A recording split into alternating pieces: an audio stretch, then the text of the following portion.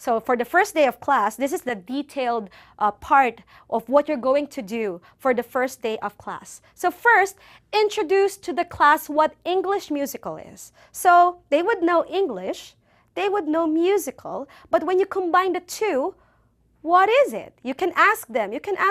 What do you think of English musical? What is an English musical for you? And maybe they would say, it's singing, it's dancing, it's acting. And you tell them that everything is combined in English musical. You sing, you dance, you act, and you also say everything in English. So it will be a fun class. So also, inform them of the musical piece that you will be doing. For example, you will be doing The Cat with Boots. So you tell them, hey, we are going to do The Cat with Boots. Any one of you who knows what The Cat with Boots is? Or maybe they would say, oh, it's Puss in Boots, or something like that. So this is a good time for you to interact with the kids if they know it. If they don't, then you just tell them what the musical piece is all about.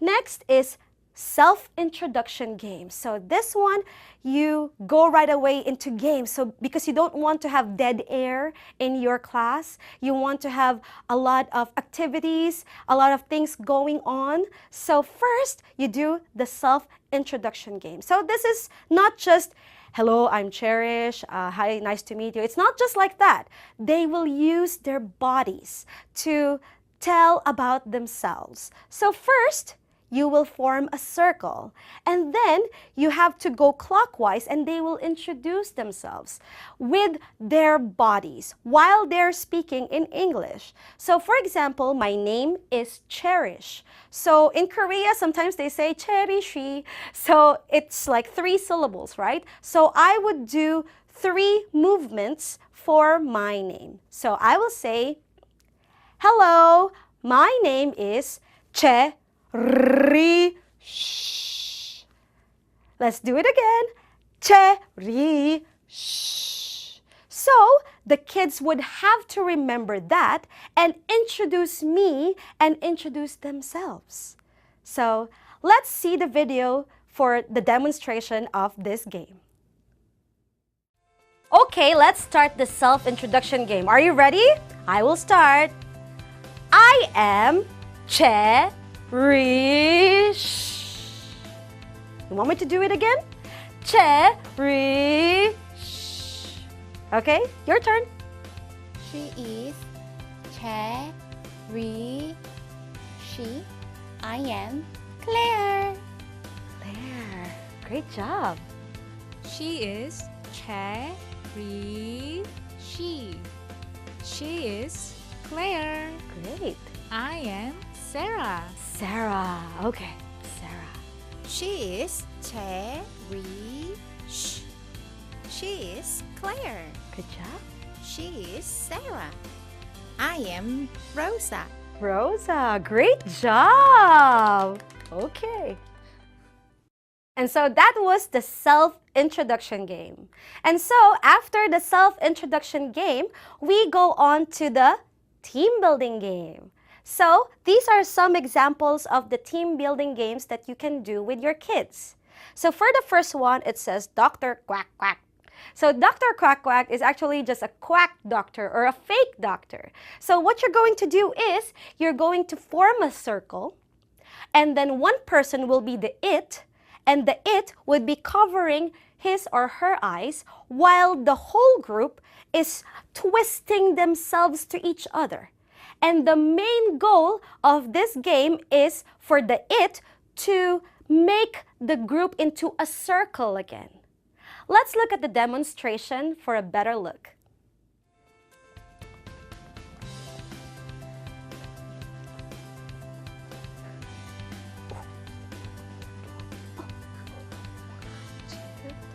Dr. Quack Quack!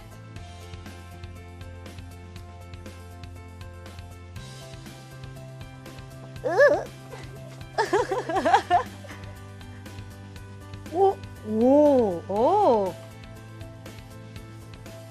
Oh. Okay, great job. Wow. So that was Dr. Quack Quack. Interesting, right? So next one is the useful object. So first, you have to get an object that you can see in the classroom that you will use. For example, a board marker.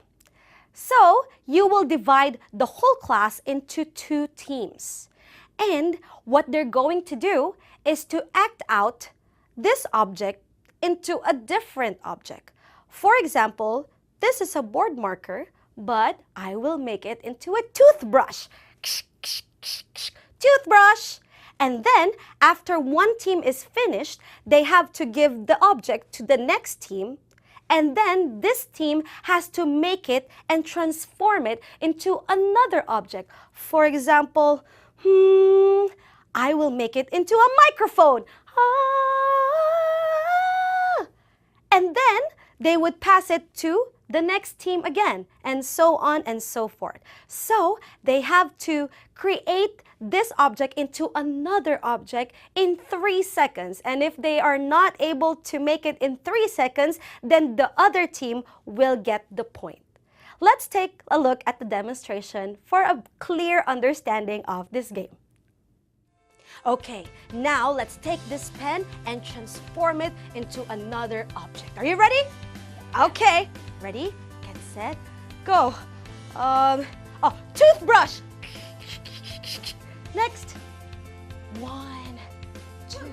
Flute. Okay. Next. 1, 2. Eyeliner. Nice. Next. 1, 2. Lipstick. Nice. I don't know. Microphone. La la la la la. Okay. Next. 1, 2, 3. Ding! Oh, I'm so sorry. You're the winner! Woo! Good job!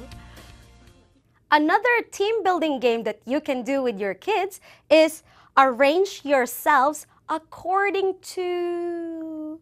So as a teacher, it is your job to give them something that they can do to arrange themselves with. For example, you have to divide the kids into 2 teams, and they have to line up according to, for example, their height. So if you tell them, arrange yourselves according to your height from the smallest to the tallest, then they have to make it fast. Like they have to line up according to their height, and if they're finished, they have to say finished. And then you would check, and if they have, if they did it right, then they will have the point. But if they didn't do it right, then the other team gets the point.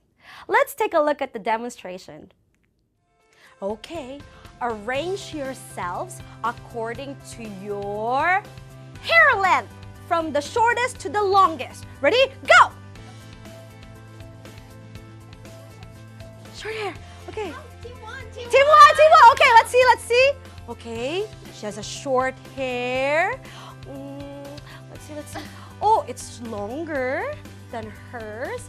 And oh, you have the longest. And then team 1 wins. Yay! Good job. So those were the team building games that you can do with your kids. And also bear in mind that you have to do just 1 team building game per day. So for example, you have shy or unmotivated kids, or you have kids that doesn't really want to be touched. So at first, you can do the team building games in the start of the class, and then you can do self-introduction after the team building game, and you can also do the English musical explanation and discussion afterwards. So first, you can do Dr. Quack Quack on the first day, because Dr. Quack Quack will have a lot of touching to do, and it will not be awkward for them to touch other people on the first day of class, because if you do Dr. Quack Quack, then they would have a lot of time to bond with their teammates, with other students, and it will not be odd for them or awkward for them to touch other people. So next one, we would have the discussion. So at first, ask them about the background or the story of the cat with boots. Oh, who knows what the cat with boots story is. And then maybe ask someone to relate the story to the whole class, or maybe you can just simultaneously ask kids like, who is the cat, or who wants to be a princess? You can also ask them like if they want to do a certain character. And also, you can also do storytelling time for younger kids. So when you tell them the story, you can use a different voice. For example, if you have this story of the princess and she is asking if the prince is really a prince, but he's actually a boy. So you can use the finger puppets in this book. It is already provided here. And you can use the finger puppets while you are saying the lines. For example, the farmer says, "We can't do that. The ogre will be angry." And maybe you can do a different voice for a cat. "I can beat him." And maybe another voice for another farmer. "But you're only a cat." Something like that. So you can do storytelling with finger puppets, or if they are older kids, you can just tell them about the story and read the story to them, because it will give them the idea or the hint on how they would say their lines, on what is the proper intonation of each sentences.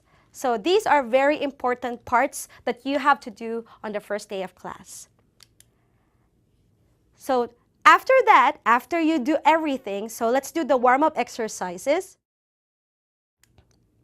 First, you warm up your voices. So we have vocalization over here. So first one that you can do is the breathing exercises. Some of the kids, they would have a hard time controlling their breath. And controlling your breath is very important with singing. So one of the things that you can do with the breathing exercises is to hold the breath and to slowly control it and exhale it in a slow manner. For example, you can tell them, you can breathe in for 4 seconds. So you breathe in for 4 seconds and you hold it in for 5 seconds. And then you have to exhale it slowly for 7 seconds.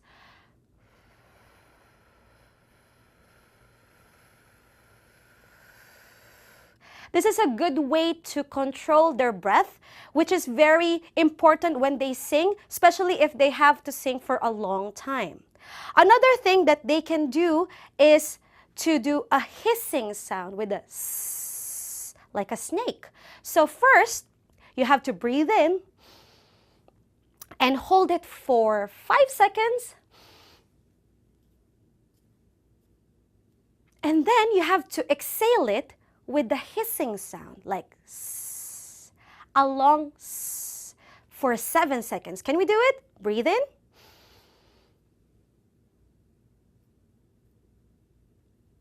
Exhale.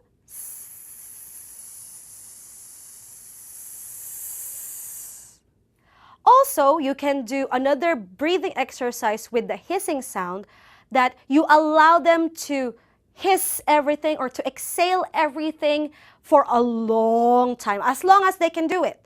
For example, they can do it for 10 seconds or 15 seconds. They can do it like that with the breathing exercise.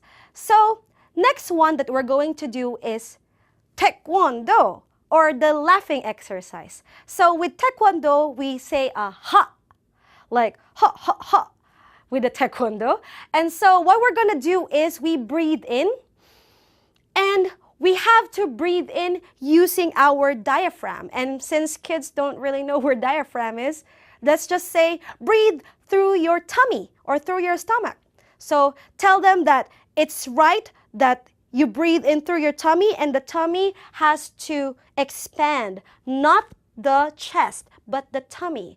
The tummy has to expand. If they go like, then that's wrong. So you have to use your tummy to breathe in.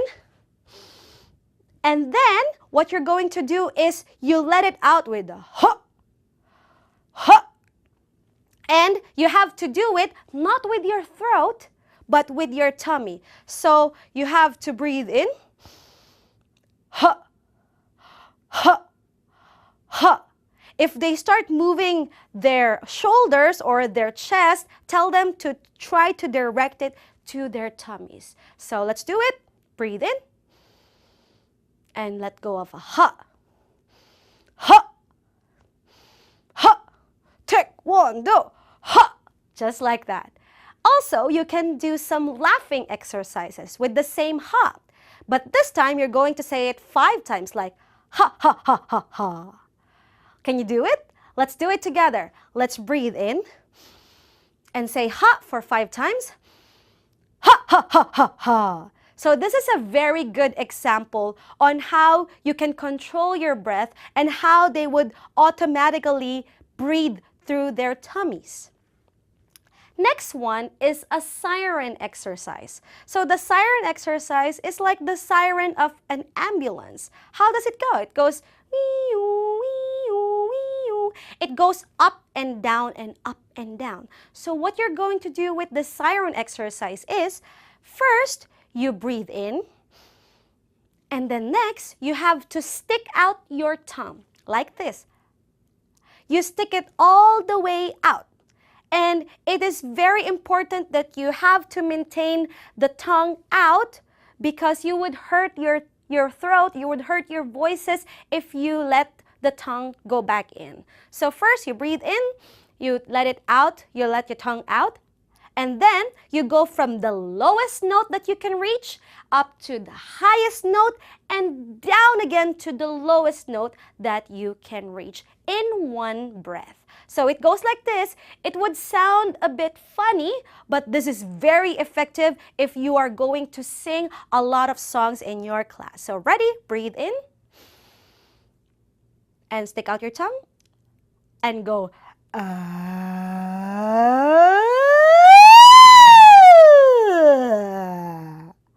I know, it's a bit funny and the kids would really laugh when we do it. But kids would know that it will really improve their singing voices if they do the siren exercise. Let's do it one more time. Breathe in. Stick out your tongue.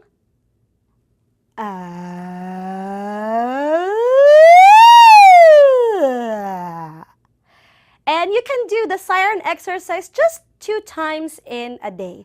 It's fine. It's already enough. You can go on. And even for teachers, this is very important because we talk a lot. We speak a lot and we use our throat and voices a lot. This is a very nice exercise, not just for the kids, but also for the teachers as well.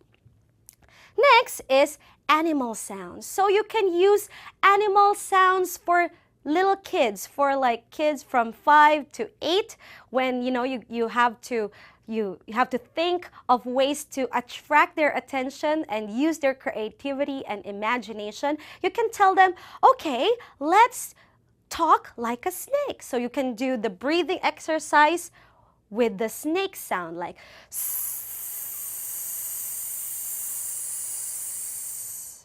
and you can also do like a cow. How does the cow sound? Like that. And then you practice it with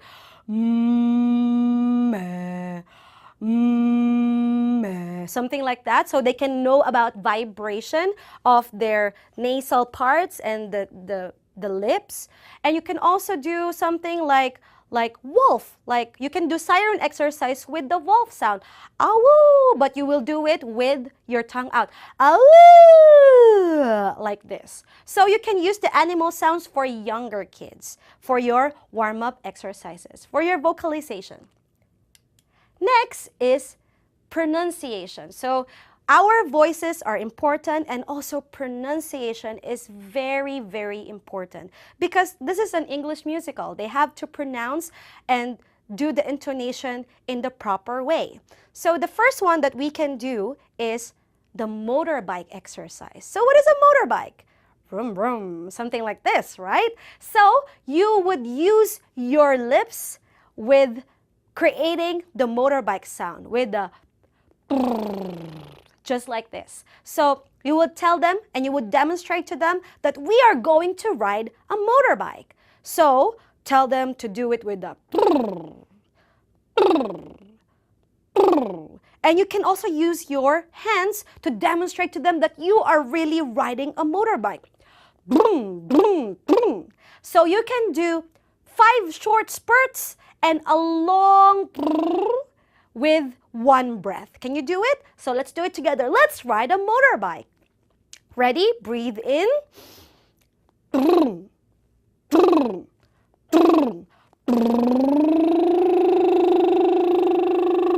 Something like this. Some of the kids would have a hard time to do it. So just tell them to purse their lips and do some short spurts first before they do the long one. So they can go and they can also go without sound. So this is very important for the pronunciation of P, of B, and all those alphabets that you have to purse your lips. Next one is the Mexican R. So usually when we say R, we just roll our tongue. So if this is your teeth, then you just roll your tongue over here, right? But this one, you would have to make your tongue hit the hard palate just right above your upper teeth over here and make a vibration over there. So it goes like ra, just like Mexicans, right? While they say arriba or something like that, right? So we will make the Mexican R pronunciation exercise like this. So first, tell them, let's be like Mexicans. And some of them, they would have a hard time to do it. So you can tell them that they can be like a pirate. Arr, arr, like when they're angry pirates. Arr. If they cannot do it right away with the r, you can tell them to say arra, arra. So some of them, they would have a hard time. Just let them practice with short spurts like arr, arr, arr. And then you can also do a long one. Arr. This is a very good exercise for your tongues, so you can have a good pronunciation, and whenever you say things, you won't stumble or stutter with your words. Next one is a glued tongue. So it's like your tongue is glued to the back of your front teeth. So over here. So you have to speak your lines while your tongue is sticking to the back of your front teeth, like this. So you would have to speak your lines. For example, let's go, poor me, my father died. Now I only have a cat. So you would do this with a glued tongue. You put your tongue on the top of on the back of your front teeth, and it goes like this. Poor me, my father died. Now I only have a cat. Yes, I know it sounds really funny, but after you do this and you read it normally, you would realize that your pronunciation is so much better because you're exercising your tongue. Let's do it one more time. Poor me, my father died. Poor me, my father died. And then you say it normally. Poor me, my father died. You would feel that your tongue is actually moving a lot after you do this exercise. So those are some of the pronunciation exercises that you can do with your kids in your classroom. Next one is facial exercise. So we also exercise our throats, we exercise our bodies, we exercise our pronunciation, our mouth, we also exercise our faces. Especially us people, we don't use our face muscles a lot. So this is a very nice example that we can do with the kids so they can warm up and exercise their faces. Because we need good facial expressions, right? So first, we can do the big face, small face. So the big face and small face, it depends on the level. From 1 to 10, you will make your face big if it's 10 and small if it's 1. So the teacher would say, okay, let's make a big face. Let's make 10. So if you make 10, then you have to make a really big face, like. And if it's 1, you have to make a really small face, like this. So, for example, we do 5. 5 is the normal one, like this. And we will make it small. So let's say level 4, level 3, level 2, level 1, and so on and so forth. Now, if you want to make it bigger, then from level 5, you can say level 6, level 7, level 8, level 9, level 10, bigger, bigger, bigger, and that is the big face and small face exercise.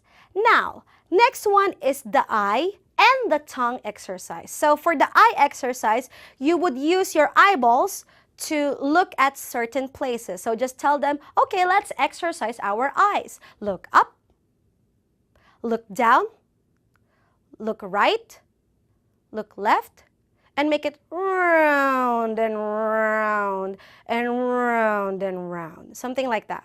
Now, with the tongue exercise, you would also do the same thing. For example, you tell them to go up, go down, go left, go right, and round. Something like this. So this is also very good for your face muscles. It can also make your face smaller if you want. Yeah, so you can do it every time in your class. So next one is the chewing gum. So when we chew gum, we have to do the chewing sound like this. So tell them, okay, I have a gum over here. So let them imagine, I have a gum and I am going to swallow the gum and chew it to the right.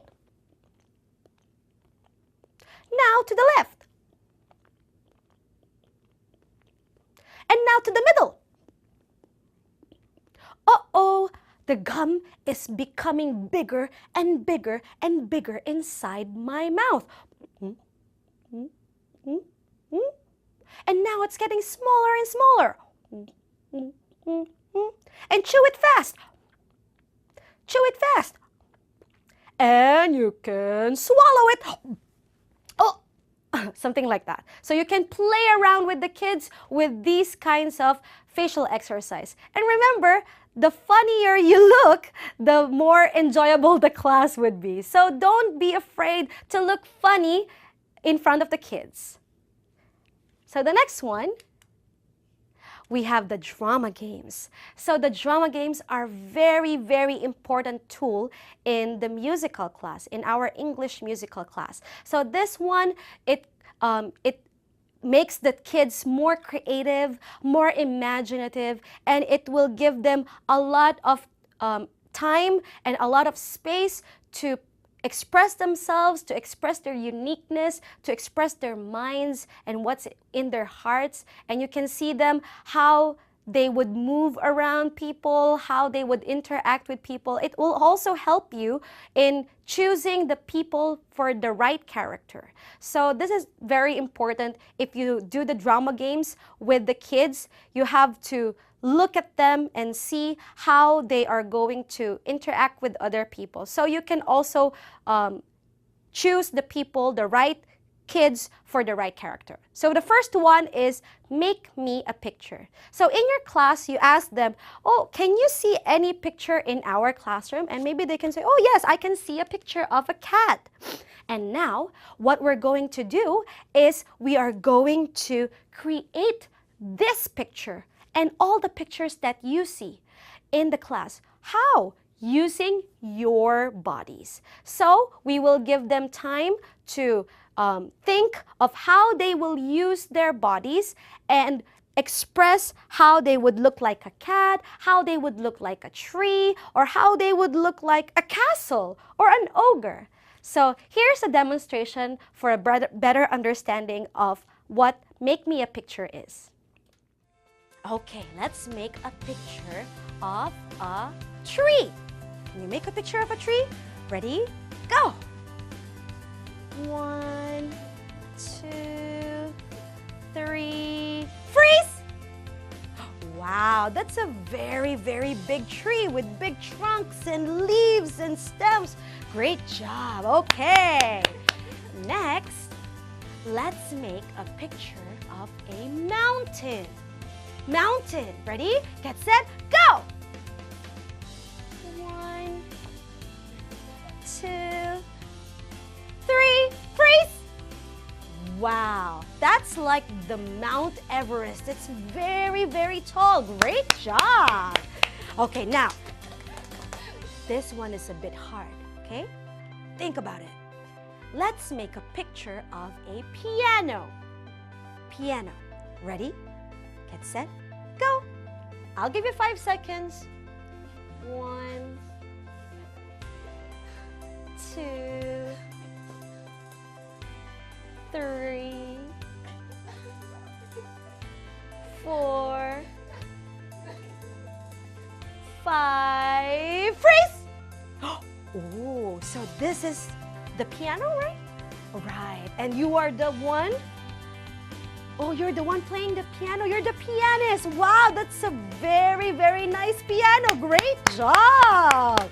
Good job, everyone. Nice. So that was Make Me a Picture drama game. Let's go to the next one. The next one is called the wax game, or like a candle wax. When the candle wax is hot, it's fluid, it's flexible. But when it is cold, it will be freezing like this. It would stop, right? It's just a solid object. So we would tell the kids that we will be like candle waxes. So you will have to grab a partner. So there would be 2 kids facing each other, and 1 kid would be posing, doing any kind of pose. And the other kid would have to attach himself or herself to the other partner, to the partner who's doing the pose, and attach himself and freeze over there. And then the one who is doing the pose would have to be a soft candle wax and move out from this position, and then he would have to reattach herself or himself to the partner. So here's a demonstration for a better understanding of this game. Okay, so now we will do the wax game, okay? So one person make a pose, whatever pose. Okay, and now you will be like a wax and you attach yourself to your partner. Ready? Go. Great job. And you freeze. And now you come out of that like a soft candle wax. Slowly, slowly.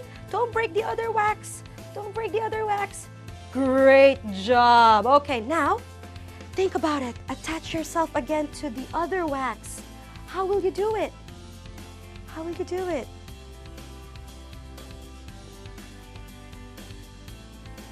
Okay, great job. Don't break the other wax. Great job. Okay, now you move. And look at her. Okay. How will you attach yourself to her?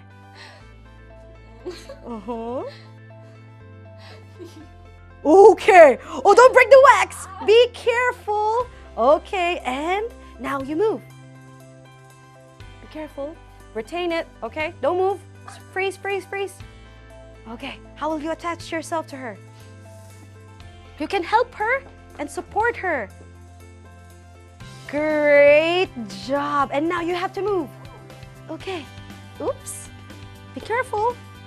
And great job. You did a very great job together. Like, high five. Yeah. Nice. Great. So that was the wax game. Now, let's go on to the third one, which is the greetings game. So this one, you would have to do some greetings. So in the classroom, divide the class into 2 groups, or maybe you can just let them have their own partner and let them stand on each end of the classroom. So what they're going to do is they would have to walk to their partners and greet them.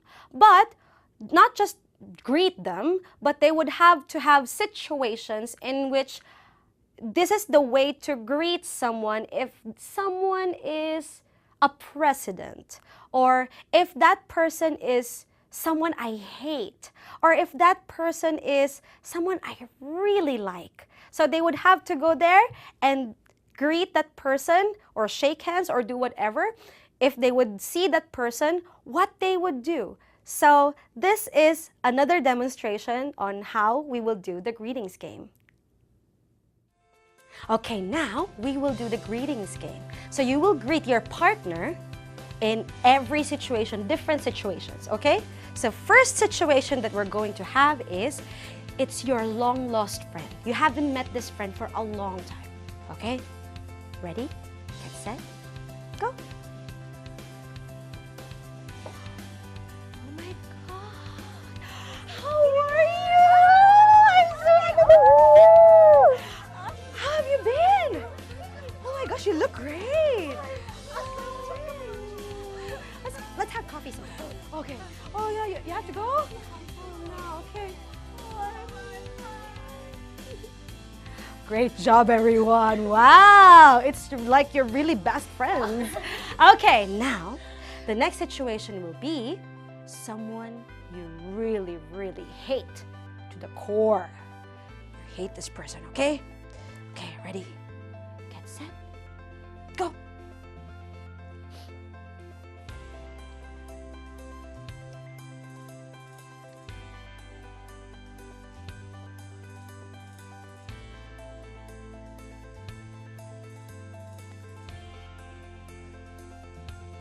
Wow, great job! Wow! Okay, and for the last one, ready?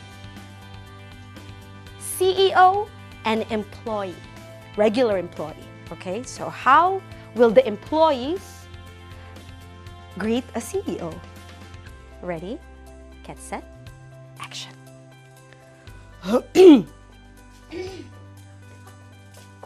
Hi. Okay. Hey, what are you doing, huh? Okay. Yeah. Good job. Yeah. Go. Okay. Bye. Great job, everyone. Wow, you did a very great acting over there. Great job. So that was the greetings game. It was fun, right? So next one is the doppelganger, or your imitation of the pose. So first one, there would be two kids facing each other. One person would be closing his or her eyes, and another person will be doing a pose, something like this. And then the one who is closing his or her eyes would try to touch the other person and imitate the same pose. So if they do the same pose that the partner did, then they would have a point, or they would win the game. Let's take a look at this demonstration. I'm ready.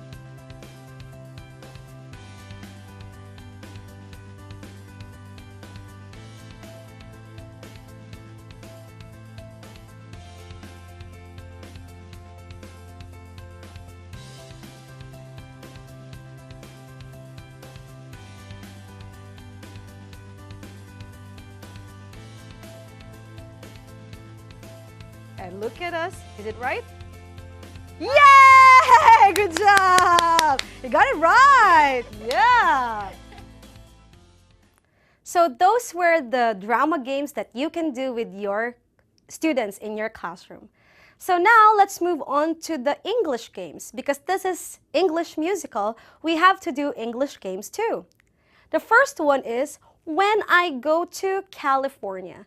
You can also change the name of California to Seoul or to Europe. When I go to America, when I go to anywhere, okay? So when I go to California, I will bring my, so they have to say it, and then they would have to act out what they're going to bring. For example, I will say, when I go to California, I will bring my bag, right? So they don't say the bag, they just do the action. Or for example, when I go to California, I will bring my, so that's a comb. So what you're going to do is, you will make them form into a circle, and going clockwise, they would have to do what they're going to bring. So for the first person, when I go to California, I will bring my, And then so the next person would have to do the same action and do his, her, or her own actions as well. So first, when I go to California, I will bring my and like this. So they would go on and so forth. So every kid would have to do all the actions that the people before her or him did, and then they would have to do their own action. Let's take a look at the demonstration. When I go to California, I will bring my. When I go to California, I will bring my. When I go to California, I'll bring my.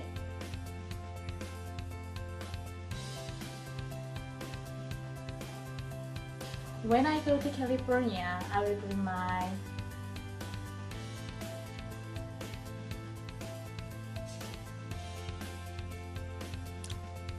When I go to California, I will bring my.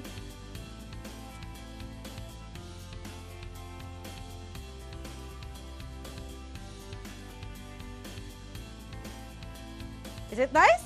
Good job, everyone! Great job! So that was the When I Go to California game. The next one is body parts game. So this one, you would need some stickers and let the kids form two teams. So in one team, they would want to have one person to be their model. So let them choose their own model. And this person would have to stand in the middle of the group, in the middle of the team. And then when the teacher says, put the stickers into the body parts that start with this alphabet or with this letter, then the kids would have to put the stickers into the body parts that start in the alphabet that the teacher just said. For example, let's do it like this. I will tell the kids to give them, to put the stickers into the body parts that start with the letter B.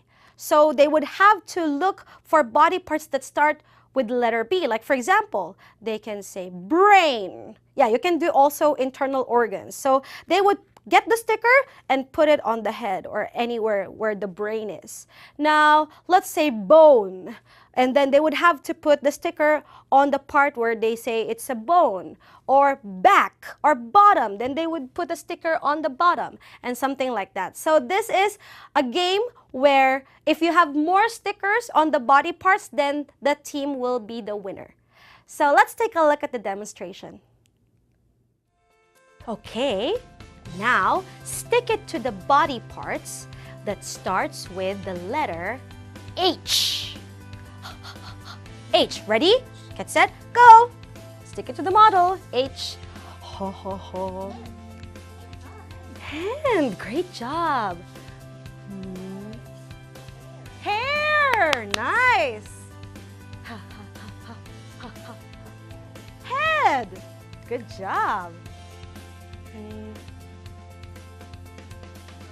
Heart? Yes! Heart. Anything more? H. Ha, ha, ha, ha, ha, ha. 5, 4, 3, 2, 1. Finish! Okay, let's stop. Let's see. So you have one sticker on the hand. Good job. 1 point. One sticker on the heart. 2 points. One sticker on the, here. Hair, 1 point, and one sticker on the head. So you have 4 points. Great job. Okay. Wow. Model. Good job. Heart. And that was the body parts game. Now let's move on to number game. So the number game is you would let them line up on one line, and then there would be a certain number for the students. For example, the first person would be number 1, and number 2, number 3, number 4, number 5, and so on and so forth. Now, you would also show their status. The higher the number, then the taller the person should be, or the higher the elevation of the person should be. So for example, if we have 5 kids in one line, then number 1 would be the tall one. Number 2 would be a bit down like this. Number 3 would be kneeling or sitting down. Number 4 would be like sitting and doing something like this to make it more down on the floor. And then the last person would be lying on the floor. And in that position, they would play the number game. So what they're going to do is they're going to call out their number and another person's number. So for example, 1 will start. 1 can say 1, 3, and then 3 has to answer in 3 seconds. 3, 2, and then 2 would have to answer 2, 4, 4, 5, 5, 4, something like that. So the person who creates a mistake, then that person would be out. And that person would have to move to the last position, to the end of the line. And everyone has to move up. Let's see the demonstration for a clear understanding of this warm-up exercise. 4, 1. 1, 3. 3, 2. 2, 4. 4, 1. 1, 1. 1. 1, no! Now you're the 4. Go, go. Okay, level up, level up. Okay, now you start. 4, 1. 1, 3. 3, 2. 2, 1. 1, 4. 4, 4, 3. 3, 4. 4, 4. Okay. Now you're still 4. Okay, good job. Now let's go to the timetable or the plan that you can follow when you do your English musical class. So this is the plan and the week, the number. Like you can do it per day or per week depending on like how many classes you're going to do.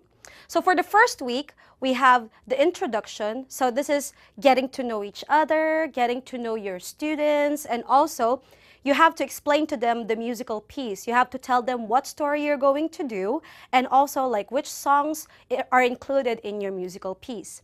Next is, for the second week, we have the first reading. So the first reading, as I've told you a while ago, it is the reading with emotions and without emotions. So you would allow them to just read the text, read the sentences or the lines of each character with emotions, and then after that you can read it without emotions. And also, this is also the time that you can do the auditions. If there are many kids who want the same role, you have to hold auditions for them so they can know that you have partiality or you have equal treatment to all the kids. Next is the rehearsal. So of course, you have to give them one song at a time, one scene at a time. So here, you can teach them the first song and the choreography of that song. On the third week, you can do the casting or you can give out the roles to each kid. And then you can do the second reading or the third reading or the fourth reading depending on your mood or the mood of the class, of the kids. And then since you already have casting, you let the kids read their own lines with emotions and without emotions. Next is you have to tell them and teach them the proper articulation of their role, their lines, and their scripts. And also you can start acting and blocking scene 1. So here you can start telling the kids to move on the stage, where they need to be in, where they need to stand or sit down, and all those things. So that's for the third week. For the fourth week, this is just full of rehearsals, a lot of rehearsals and run-throughs. So you finish scene 1, you go to scene 2, and then you go to the third reading, and then, of course, you have to go off-book. It means you are not getting the script, you're not taking the script to the stage anymore. They have to memorize their lines. So you have to give them time to memorize their lines and start moving on stage without their scripts. Next is you have to go from scene 1, you go to scene 2, 3, and 4, and so on. And then also you have to memorize and rehearse the other songs that you have in your musical.